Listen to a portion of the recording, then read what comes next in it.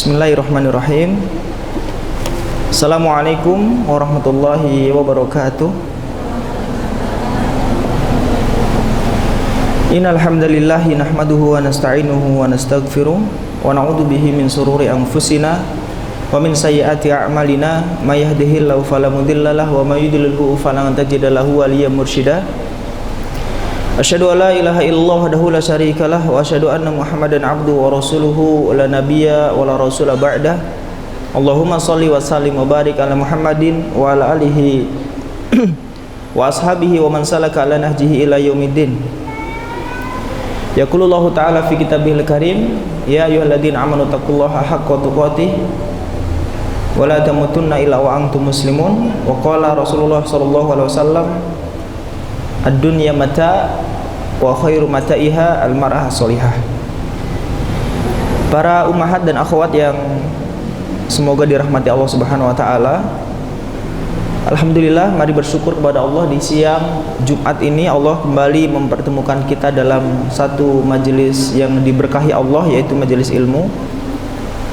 Jadi seandainya para wanita di Indonesia atau di dunia ini memiliki semangat yang sama sebagaimana semangat yang ada pada ibu-ibu hari ini, yaitu semangat thalabul ilmi, maka saya berharap ada perubahan besar terhadap kondisi umat Islam hari ini. Kenapa demikian? Karena generasi Islam hari ini itu kalau boleh kita nilai, itu sumbernya adalah rumah. Dan rumah itu bibitnya adalah wanita. Maka ketika seorang wanita yang berada dalam rumah yang kemudian menjadi satu masyarakat itu baik, maka insya Allah perubahan besar akan ada pada tubuh umat Islam hari ini. Sebaliknya, jika para wanita yang berada dalam rumah itu adalah wanita-wanita yang buruk, maka rusaknya generasi juga akan terlihat. Maka wanifidin arsadukumullah,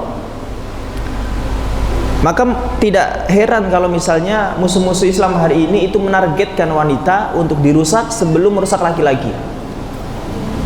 Maka kita sebagai seorang muslim yang baik tentu harus punya konsep yang berbalik dengan orang-orang kafir. Kalau orang kafir berusaha semaksimal mungkin bagaimana wanita itu rusak lebih dulu daripada laki-laki, maka pembinaan, tarbiyah, pendidikan dalam Islam tentu harus didahulukan tarbiyah terhadap wanita daripada laki-laki. Karena memang sekali lagi kerusakan yang ditimbulkan oleh laki-laki yang rusak itu tidak lebih besar daripada kerusakan yang ditimbulkan oleh wanita yang rusak. Sebagaimana Imam Al-Ghazali, beliau pernah mengatakan bahwa jika laki-laki rusak, maka masih ada harapan kebaikan jika dia punya ibu yang baik. Sebandit-banditnya bandit kalau di depan ibunya ya biasanya luluh.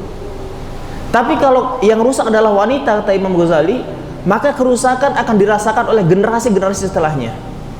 Jadi kerusakan pada wanita itu mewariskan kerusakan pada generasi setelahnya. Maka Masya Allah, ketika hari ini wanita-wanita muslimah sudah ada trust yang baik terhadap kajian ilmu, kemudian majelis ta'lim, maka saya berdoa kepada Allah Subhanahu wa taala bahwa wanita-wanita yang seperti ibu-ibu hari ini, atau seperti nenek hari ini, atau seperti ukhti-ukhti hari ini, semuanya itu semakin banyak untuk masa depan generasi Islam. Termasuk yang akan kita bahas pada siang hari ini, yang tahu judulnya? Ada yang tahu judulnya siang hari ini? Wanita solehah. Gara-gara saya tadi baca hadis wanita solehah, jadi judulnya wanita solehah ya. Judul besar kajian kita, karena saya diminta sama tim untuk bisa ngisi rutin, insya Allah di pekan kedua kalau saya nggak salah. Itu maka saya cari judul apa kira-kira materi yang bisa rutin dan runut. Maka saya cari judul besar, wanita-wanita dalam Al-Quran.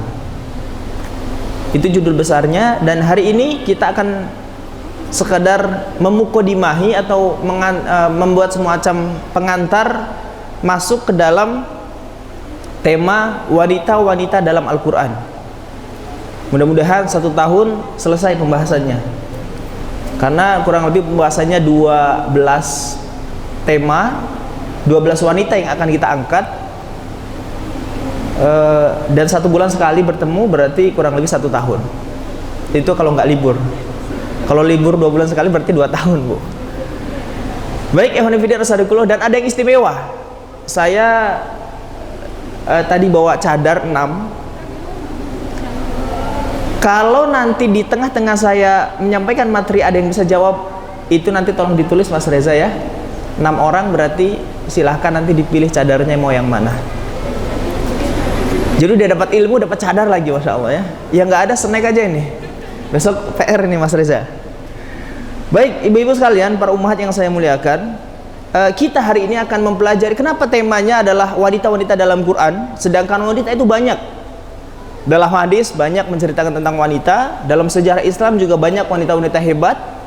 Tetapi yang saya ambil, karena saking banyaknya, akhirnya ini kalau semuanya saya bahas butuh waktu yang panjang. Maka saya mewakili semua wanita-wanita yang ada itu adalah dengan wanita-wanita yang disebutkan oleh Allah Subhanahu wa Ta'ala dalam Quran. Kita mengambil sumber kisah dari sumber terbaik, yaitu Al-Quran. Siapa saja sih yang kira-kira wanita, nama-nama wanita itu atau kisahnya disebutkan oleh Allah Subhanahu wa Ta'ala dalam Quran? Karena memang Quran ini harus sebagai huda, petunjuk, kemudian bayyinat, penjelas ya. Minal huda wal furqan, kemudian ini sebagai pembeda.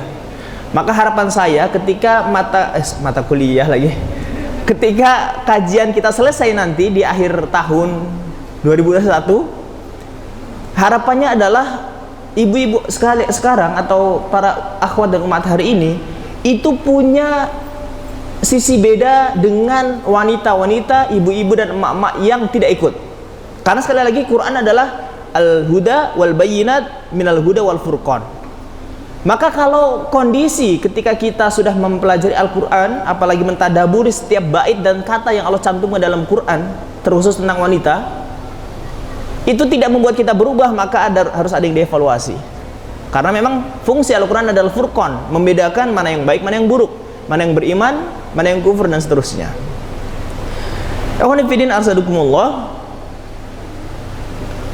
kita hari ini menggali potret yang disampaikan oleh Allah Subhanahu wa Ta'ala dalam Quran itu, karena Quran pernah memandu generasi terbaik dari kalangan wanita. Istri-istri Nabi, para sahabiah bisa menjadi hebat semacam itu karena dipandu oleh Quran. Maka tentu kita sebagai pengikut Rasulullah SAW dan orang-orang yang mengaku sebagai umat beliau, maka sangat tidak layak kalau kita tidak mengambil panduan sebagaimana Al-Quran ini memandu generasi terbaik. Itu ibu-ibu sekalian. Dan ini sekaligus sebenarnya begini, Bu, sebenarnya materi ini itu adalah sebagai bekal agar generasi setelah kita, ini adik-adik yang lucu-lucu sekarang ini, yang unyu-unyu sekarang ini ya, itu agar mereka tidak salah jalan. Karena betapa banyak orang yang ketika sudah salah jalan, mau kembali lagi ke dalam syariat Islam itu dihadang oleh arus yang sangat besar. Bayangkan, misalnya ibu-ibu hijrah lah misalnya ya. Dulu nggak pakai jilbab, sekarang pakai jilbab. Bukan hanya pakai jilbab, pakai cadar bahkan. Bukan hanya pakai cadar, pakai kaos kaki. Atau misalnya ngikut madzhab Syafi'i, pakai apa namanya ini? Matanya pun nggak kelihatan, misalnya begitu ya.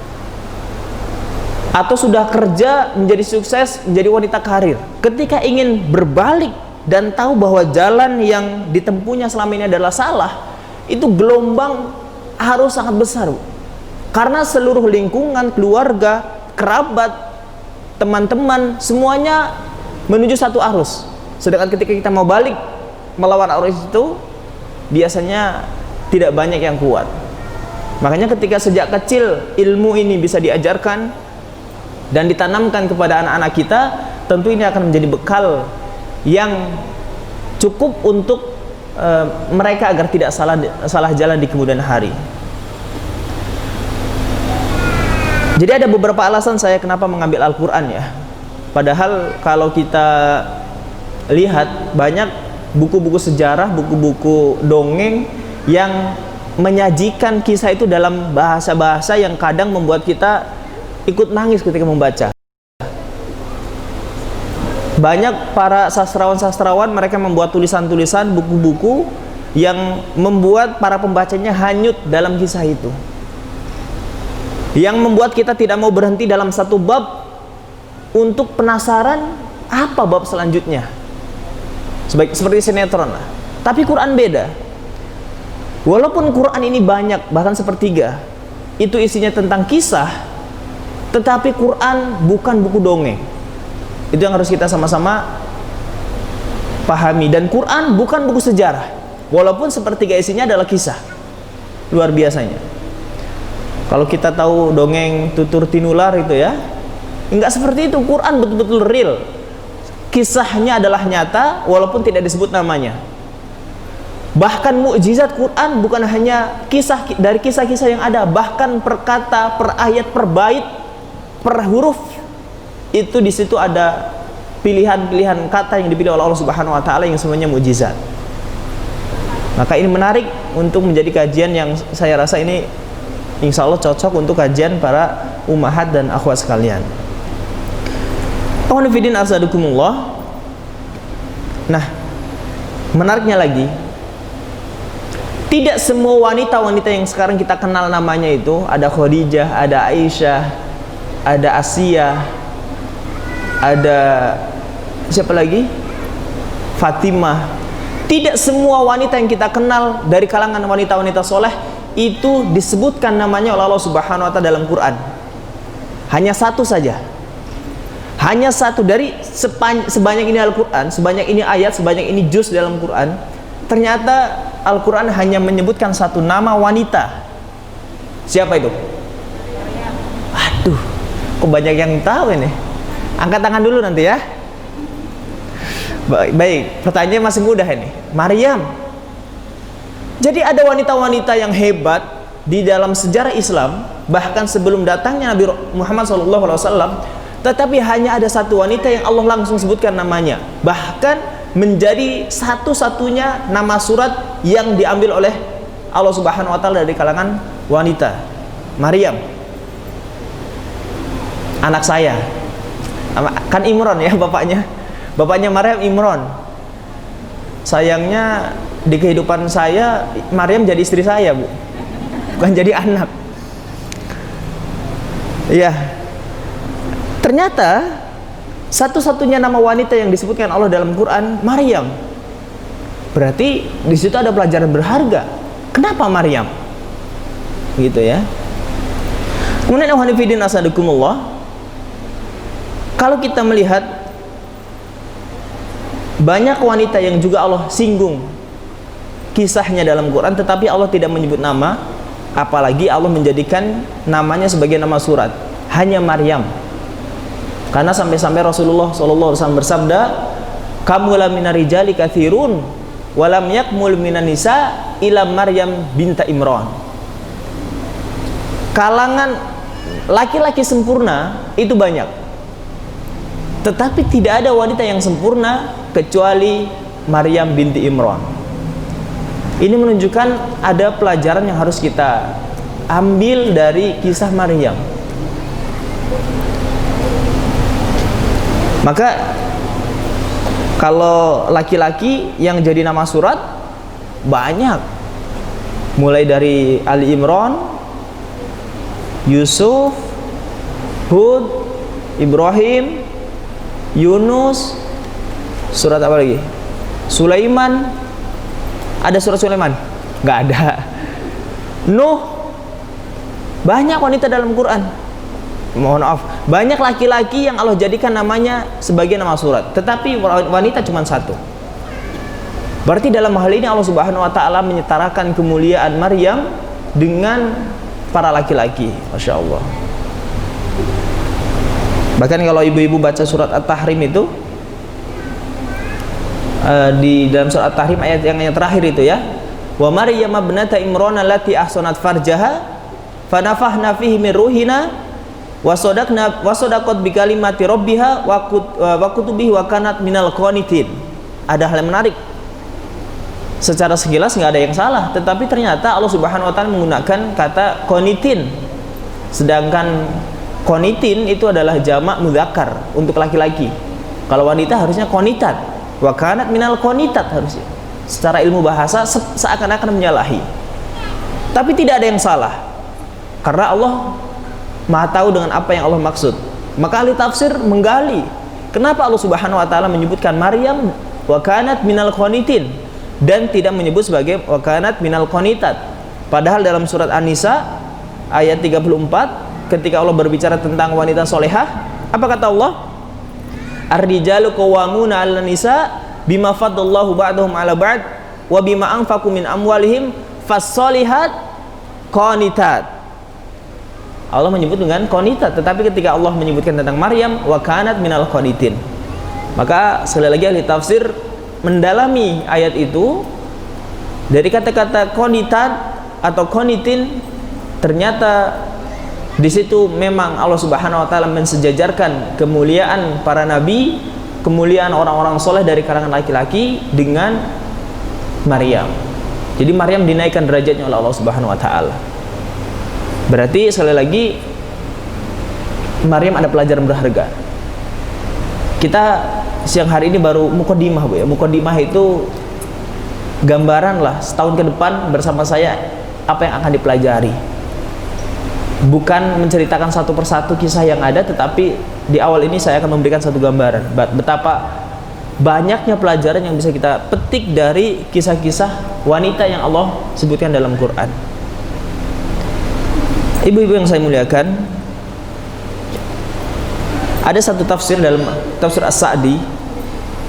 Beliau ketika mengomentari ayat tadi, surat ayat terakhir dari surat At-Tahrim, Allah mengatakan, Imam As-Sa'di mengatakan wa kanat minal qanitin ay al-muti'ina lillah al-mudawwamina ala ta'atihi bi khasyatin wa khusyu'in. Maksud dari qanitin adalah mereka adalah orang-orang yang muti'in muti'ina lillah, orang-orang yang senantiasa taat kepada Allah Subhanahu wa taala. Al-mudawwamina ala ta'atihi. Dawam itu continue, istiqomah dalam ketaatan kepada Allah Subhanahu wa taala, bi khasyah wa khusyuk, dengan rasa takut dan kekhusyuan. Wa hadza wasfun laha bi kamalil amal. Dan ini adalah satu sifat yang Allah stempelkan kepada Maryam dengan kesempurnaan amal beliau. Ini dalam tafsir As-Sa'di. Kemudian dalam Al-Wasit At-Tantawi mengatakan yang dimaksud dengan al-qanitin adalah wa kanat min nasli rijal al-qanitin. Maksudnya adalah bahwa Maryam itu termasuk dari keturunan laki-laki yang qanitin, yang taat. Jadi qanitin dalam ayat ini tidak untuk Maryamnya, tetapi untuk nenek moyangnya yang mereka adalah orang-orang yang soleh. Gitu ya. Maka coba kita akan melihat gambaran wanita yang ada dalam wanita yang ada dalam Quran secara umum. Nanti kita coba, karena kalau kita tahu siapa-siapa saja yang Allah sebutkan dalam Al-Quran, nanti kita akan mendapati bukan hanya tentang bagaimana kisah itu ada, tetapi bahkan bisa mengambil sisi fikihnya, hukum fikih, kemudian akhlak dan lain sebagainya. Sebagai satu contoh ya, satu contoh yang akan saya angkat, bahwa kisah dalam Al-Quran bisa dijadikan sebagai dalil untuk, Masya Allah, jazakallah khair, untuk pengambilan hukum fikih. Masih ingat kisah Nabi Musa ketika lari dari Fir'aun? Bukan ketika Nabi Musa dikejar kemudian lari ke Laut Merah, tetapi kisah ketika Nabi Musa lari karena beliau memukul satu orang Kipti kemudian meninggal. Akhirnya beliau dikejar. Nah, di tengah perjalanan beliau kan istirahat di salah satu batang kurma, kemudian melihat ada sekelompok laki-laki sedang apa? Sedang ngambil air untuk memberikan minum untuk ternaknya. Di tengah kerumunan laki-laki itu ada pemandangan yang tidak wajar, karena ada dua orang wanita yang juga ikut mengantri mengambil air. Ini kisah yang nanti juga akan kita jadikan tema, yaitu dua orang wanita yang bertemu Nabi Musa, yang akhirnya nanti akan dinikahi oleh Nabi Musa. Tapi ini nanti materi kesekian. Saya hanya akan mengambil salah satu contoh bahwa ternyata dalam kisah bisa dijadikan sebagai dasar untuk pengambilan hukum fikih. Dari mana? Jadi ketika Nabi Musa melihat ada pemandangan tak wajar, pemandangan tak wajar itu kalau ada laki-laki kumpul, tiba-tiba ada wanita di tengah-tengah mereka. Ini nggak wajar. Maka Nabi Musa bertanya, "Ma khatbukuma?" Pertanyaannya simpel, Bu. Ngapain kalian di sini? Maka dijawab oleh dua orang wanita itu yang disebutkan dalam surah Al-Qasas ayat 23. Apa katanya? Ma waroda ma Madyan. Sebentar. Wajada alaihi ummatan minan nasi yaskuna wa wajada min dunihim imra'ataini tadudan. Jadi dua wanita ini berada di sekitaran kerumunan laki-laki yang sedang mengambil air. Lalu ditanya oleh Nabi Musa, "Ma khatbukuma?" Kalian sedang ngapain? Lalu mereka berdua mengatakan, "Qalata la naski hatta yusdira ri'a." Kami tidak bisa memberikan minum untuk ternak kami sampai laki-laki ini pergi dari sumur. Harusnya cukup sampai di situ jawabannya, Bu, ya. Tapi ternyata wanita ini melanjutkan jawabannya. Wa abuna syaihun kabir, dan karena orang tua kami, ayah kami sudah tua. Sebenarnya ketika ditanya kamu lagi ngapain, jawab kami sedang ngambil air untuk ternak. Selesai. Tapi kenapa dua wanita ini menambahkan ayah kami sudah tua? Itu seakan-akan isyarat bahwa wanita ini ingin memberitahu Nabi Musa bahwa ayahnya itu sudah tua, tidak bisa gembala kambing lagi, tidak bisa ngasih minum ternak lagi. Kalau tidak ada yang ngasih ternak, maka kambing-kambing dan hewan peliharaan mereka akan mati. Maka dalam kondisi terpaksa mereka harus ikut menggembala kambing. Menggembala kambing pekerjaan laki-laki, dan biasanya menggembala itu sendiri. Tapi kenapa wanita ini berdua? Karena wanita bahaya. Nah, dalam kisah ini akhirnya para ulama menyimpulkan satu hukum fikihnya adalah ternyata wanita boleh mencari nafkah dalam kondisi-kondisi tertentu. Salah satunya kondisi darurat, ketika memang kepala keluarga sudah tidak ada atau kepala keluarga sudah tak mampu lagi memberikan nafkah. Dia boleh keluar itu. Itu kesimpulan hukum fikih dari para ulama-ulama fikih diambil dari kisah. Ini satu contoh saja. Nanti kita akan gali lagi kisah-kisah yang ada dalam Quran tentang wanita, lalu kita akan ambil hikmahnya satu persatu. Maka hanifidin asadukumullah, para ibu-ibu dan akhwat ya, yang belum nikah berarti saya panggil akhwat saja. Maka saya akan coba mengabsen kira-kira siapa saja wanita-wanita yang ada dalam Quran itu. Yang pertama, ibunya manusia. Siapa? Hawa, istri Nabi Adam alaihissalam. Itu Allah sebutkan kisahnya dalam Quran. Oke?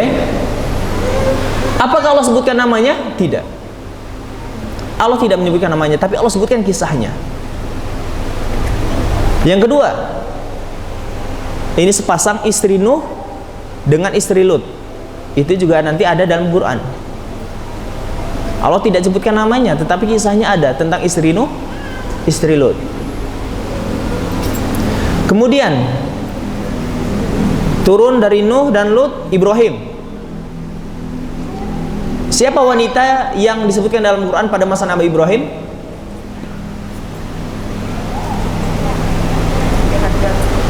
Satu orang angkat tangan siapa? Hajar sama? Oke. Catat ibu ini satu. Jangan nanti aja. Nanti malah haram ya. Suruh milih kan, nanti kan runding mana yang lebih cocok gitu kan? Karena modelnya beda-beda. Oke, masa Nabi Ibrahim ada Hajar dan ada Sarah. Dua wanita disebutkan oleh Allah kisahnya dalam Quran. Nggak ada namanya tapi Allah sebutkan kisahnya. Turun lagi dari masa Nabi Ibrahim pada masa Nabi Zakaria. Pada masa Nabi Zakaria yang disebutkan di situ adalah istrinya, istri Zakaria yang tua, kemudian tidak istrinya tua, Nabi Zakarianya mandul.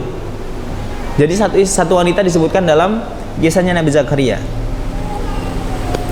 Nah, ini yang lumayan banyak pada masa Nabi Yusuf. Wanita yang Allah kisahkan dalam kisah Nabi Yusuf ada beberapa. Satu, Imro'atul Aziz. Imro'atul Aziz itu adalah istrinya penguasa Mesir saat itu. Allah tidak menyebutkan Zulaikha karena Zulaikha riwayatnya adalah dari Israiliyat. Anggap saja yang jelas Allah menyebutkan Imro'atul Aziz. Makanya ketika beberapa waktu yang lalu ada doa nikah, Allahumma, biasanya kan doa nikah Allahumma alif bainahuma kama alafta baina Adam wa Hawa gitu ya. Allahumma alif bainahuma kama alafta baina Yusuf wa Zulaikha. Ada syekh yang dengar ini matanya ngerenyut. Zulaikha katanya. Siapa Zulaikha? Apakah benar Zulaikha itu adalah istri Yusuf? Ini kajian panjang dalam ilmu tafsir. Tapi saya tidak menyebutkan Zulaikha, tapi Imro'atul Aziz. Wanita yang ada pada masa Nabi Yusuf dan diangkat kisahnya dalam Quran, Imro'atul Aziz, istri penguasa Mesir saat itu. Kemudian siapa lagi pada masa Nabi Yusuf? Ini agak susah, yang bisa angkat tangan. Pada masa Nabi Yusuf ada wanita yang disebutkan dalam Quran.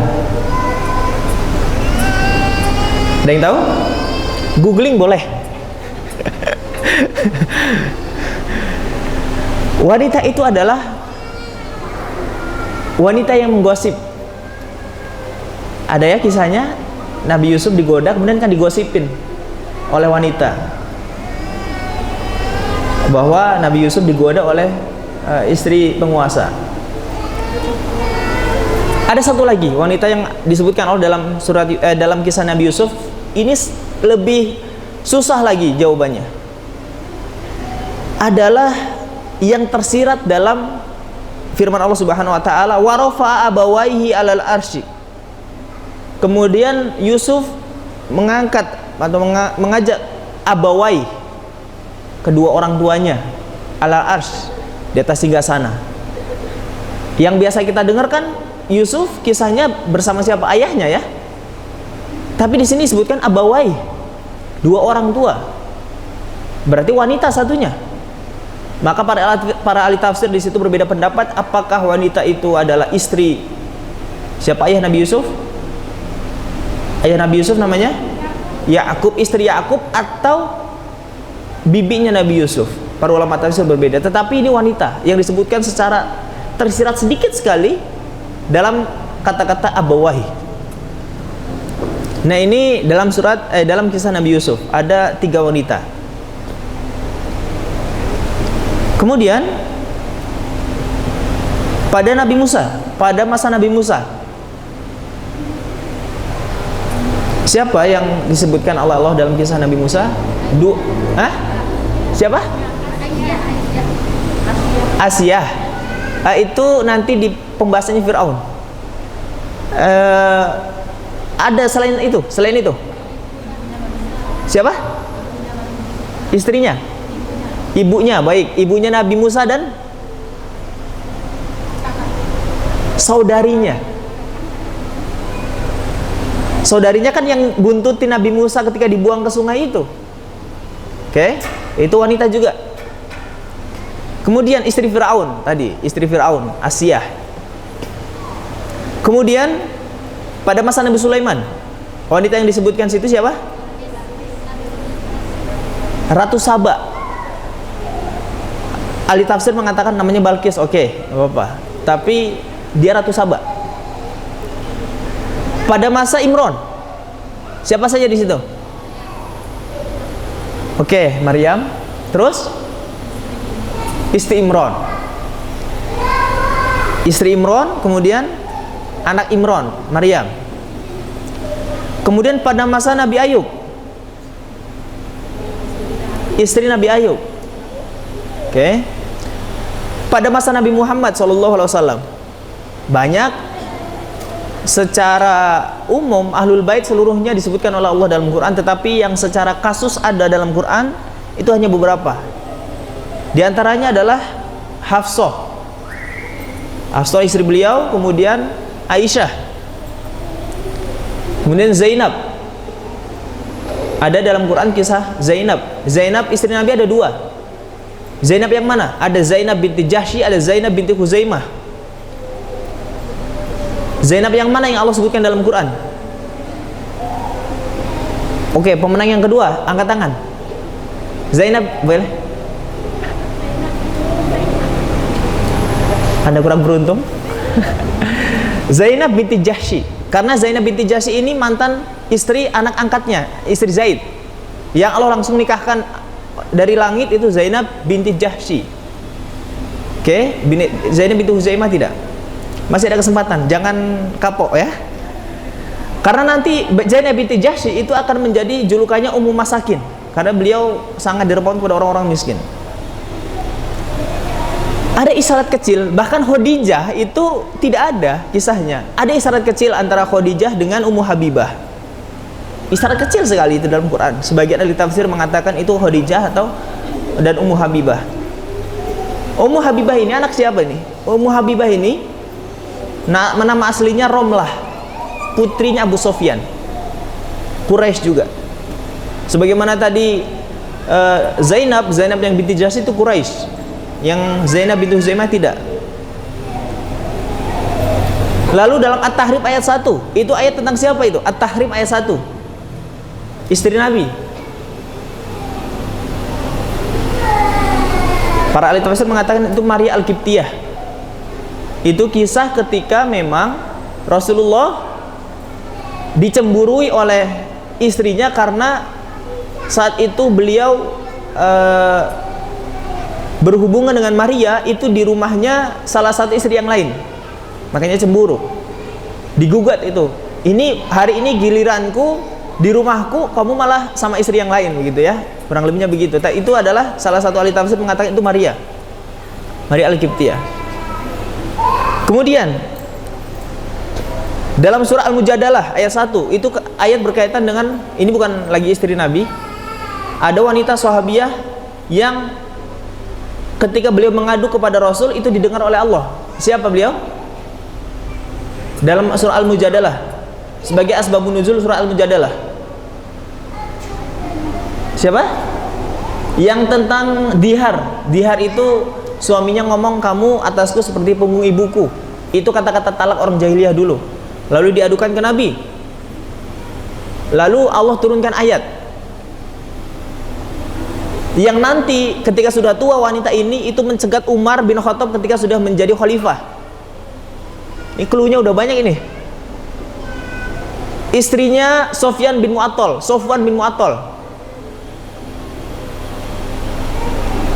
Namanya Khawlah binti Sa'labah. Ya, harusnya itu jawab saya tadi itu ya. Kalau ada yang ingat. Khawlah binti Sa'labah. Ada satu lagi. Ini bolehlah. Catat yang kedua, ini pasti bisa antum. Wanita yang disebutkan Allah dalam masa Rasulullah SAW. Wanita yang jelek, suka bawa kayu bakar. Siapa? Aduh, ibu terus bu. Yang lain. Istri Abu Lahab. Ya, istri Abu Lahab. Ini wanita juga disebutkan Allah kisahnya. Wa mar'atu hammalatal hatab. Enggak disebutkan namanya siapa, tapi Allah sebutkan kisahnya. Kemudian ada lagi wanita dalam Quran, ini ketinggalan, wanita yang kelakuannya aneh. Ini disebutkan Allah itu adalah wanita yang menganyam, bukan menganyam. Wala takunu kallati naqadat ghazlaha min ba'di quwwah. Orang yang sudah memintal itu menggabungkan benang ya. Kemudian sudah jadi diurai lagi. Ini kelakuan aneh ini. Dalam tafsir ini disebutkan namanya, tapi dalam Quran tidak disebutkan. Kelakuan wanita-wanita aneh yang semacam ini. Nah, itu tadi beberapa nama yang di antara nama-nama yang akan kita bahas nanti 1 tahun ke depan. Di situ ada wanita-wanita baik, ada wanita-wanita buruk yang masing-masing kisahnya banyak mengandung hikmah dan pelajaran untuk para wanita terutama. Ikhwani fillah arsadukumullah. Maka sebagai satu kesimpulan yang sederhana bahwa ternyata ini semua yang saya sebutkan tadi itu adalah peran-peran wanita di dalam Al-Quran. Mereka punya peran yang berbeda-beda, profesi yang berbeda-beda, karakter yang beda-beda, kelebihan dan kekurangan yang berbeda-beda, akhlaknya juga beda-beda, usianya beda-beda. Bahkan wanita-wanita yang buruk juga mereka punya keburukan yang beda-beda. Sebagai satu contoh, istri Nuh dan Lut. Istri Nuh dan Lut ini Allah sebutkan secara bersamaan karena mereka berdua punya masalah yang sama, yaitu apa? Menentang suaminya, menjadi penyebab masalah untuk kaumnya. Itu istri Nuh dan Lut. Jadi mereka adalah orang-orang yang bermasalah untuk suaminya dan berimbas kepada kaum. Tapi nanti istri Abu Lahab beda lagi. Abu Lahab nggak punya masalah dengan suami. Istrinya Abu Lahab ini dalam sebagian ahli tafsir mengatakan Mujamil tidak ada masalah dengan suaminya. Justru mereka berdua sekongkol dalam mau membunuh Rasulullah SAW. Jadi kekurangannya, kerusakannya, kejahatannya juga berbeda. Berbeda dengan istri Nabi Nuh dan Lut. Kemudian dua wanita-wanita pada masa Nabi Yusuf juga berbeda-beda. Yang satu ada yang suka menggoda, yang satu ada yang suka gosip. Makanya para ulama mewanti-wanti perempuan kalau sudah kumpul hati-hati. Biasanya sulit untuk menghindari gosip, baik kumpul secara fisik maupun kumpul di grup WhatsApp. Ya, kumpul virtual hari ini itu hati-hati karena contohnya sudah ada ini, menggosipi Nabi Yusuf alaihissalam.